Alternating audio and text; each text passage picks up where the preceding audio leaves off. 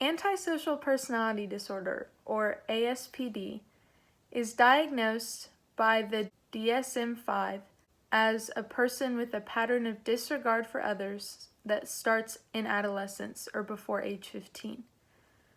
This trait must be confirmed with the recurrence of at least 3 of the following: nonconformity in regards to lawful behaviors, deceitfulness, impulsivity, irritability, reckless indifference to the safety of self or others, aggressiveness, irresponsibility, and a severe lack of remorse.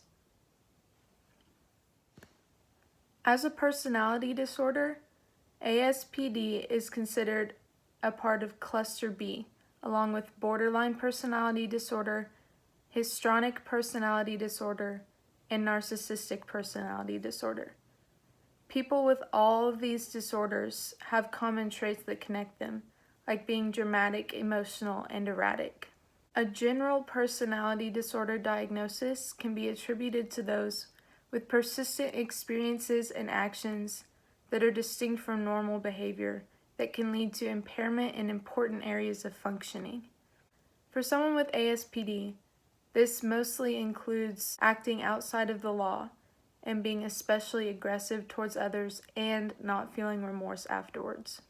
ASPD is considered an egosyntonic disorder, meaning the individual with this disorder does not recognize his or her own issues. This can directly affect those around them as they don't see their actions as hurtful or wrong.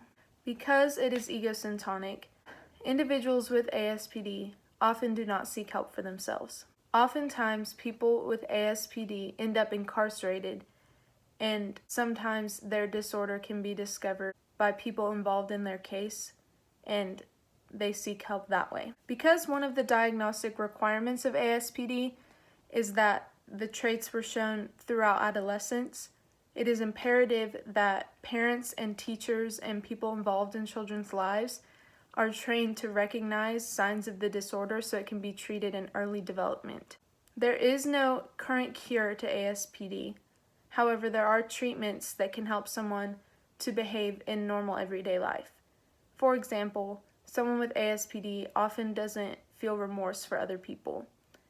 No treatment can force someone to feel remorse, but someone can be trained to recognize signs of hurt in other people and trained to know how they should respond. Even though they can't feel remorse itself, they can behave as if they do. Individuals with ASPD can often be categorized as sociopaths or psychopaths.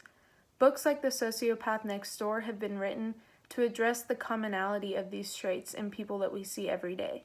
It is not uncommon for someone with ASPD to be very goal-oriented and actually become successful in life. This is because they have learned by themselves how to recognize emotional cues from other people and respond accordingly, despite not feeling feelings themselves. They often shirk responsibilities that do not directly benefit themselves and can come off as workaholics.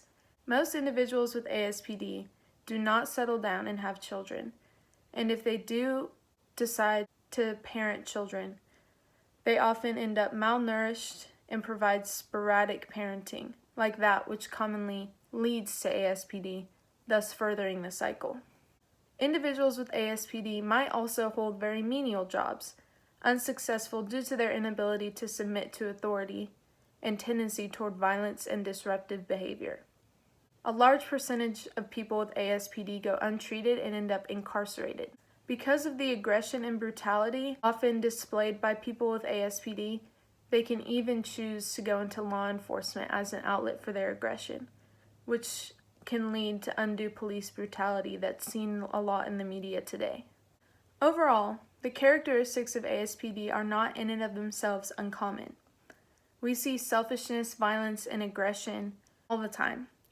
However, this is a personality disorder that cannot be cured. It is very dangerous, and it is imperative that we recognize these traits in childhood and try our best to find help for these kids so that they can learn to live a normal life.